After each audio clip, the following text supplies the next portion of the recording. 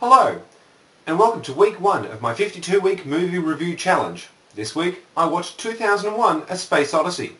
And f*** me, what a place to start. For those who aren't aware, 2001 A Space Odyssey is a 1968 science fiction film by Stanley Kubrick and Arthur C. Clarke. It's a fairly long film. It runs for about 142 minutes in the theatrical release, but the premiere was about 161 minutes long. But enough of actual facts. What did I think of it? Well, it's long.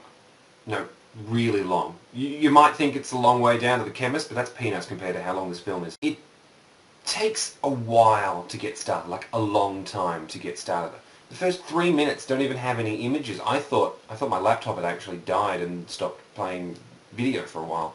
I mean, the first act, the one with the apes, or the proto-humans, or whatever you want to call them, it was ponderous. It took a while to get going. But I mean, that's the thing. It's meant to symbolise the fact that humanity took a while to get going. I mean, there's some beautiful, brilliant makeup/costuming with the people in the ape suit. There's a great shot at the end of the first act where the proto-human throws the bone up in the air, and then the shot changes to that of the nuclear satellite, which is also a weapon. Symbolism! Second act itself, it sort of, again, it wasn't bad, but it sort of took a while to get going, following the character as he's making his way to the moon base and, helping with the cover-up of what's actually up there. It also took a while to get going, but the third act, once you were on the spaceship to Jupiter, that's where it started getting good. There's some great shots in the third act. Sometimes the open space shots, sometimes even just the stuff inside the ship. As you can see Dave going for a jog around the outside of the circular room that's the one that generates the gravity, because it's using centripetal force to keep them plastered to the floor, I guess.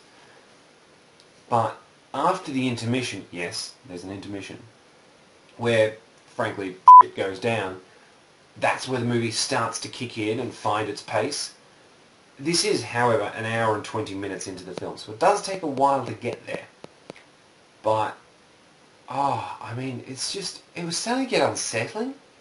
Like, people say Hal has a creepy monotone, but it's actually not monotonous at all. It's actually probably got more tone than half of the actors, to be honest. I'm pretty sure that's an intentional decision, though. But it's just how calm he is, no matter what's happening around him, or to him, I guess. It's sort of unsettling. And sort of around that point in the film, there's not much else sound-wise except for the breathing in the spacesuits. And I was listening to it through earphones, and that shit is creepy. Like, I'm just in my room, in the dark, of course, and there's just this heavy breathing constantly. It's a bit unsettling. Oh, and speaking of unsettling, that last half hour, fuck, man. Fuck. It was just, it's hard to put into words, but I was so disconcerted by it that I had to stop for 10 minutes. Granted, at this point, this was around midnight by the time I got to this part of the film. So all the lights were out and there was no sound anywhere else. I was just,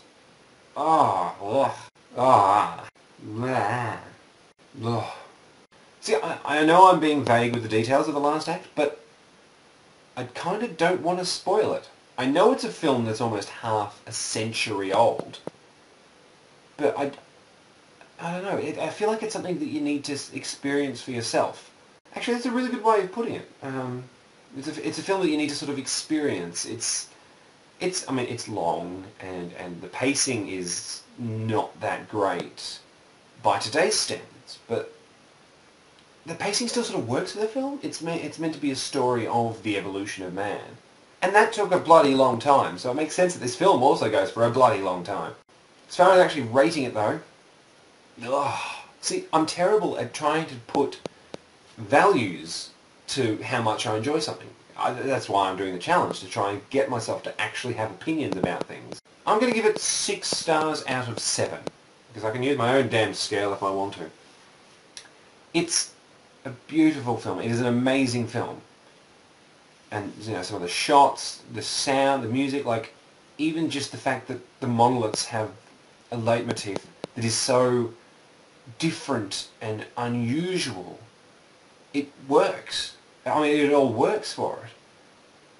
But it's not the kind of film that's easy to watch. I mean, I'd still recommend watching it. It's just not something you sit down and watch with a few friends at a party. So, thank you for watching this week's movie review. Next week, I'll be watching the 1999 comedy Office Space. Feel free to leave some suggestions down in the comments below. But I've already got enough films to last me till August at this rate, so I probably won't need that many suggestions. But until next time, tally ho.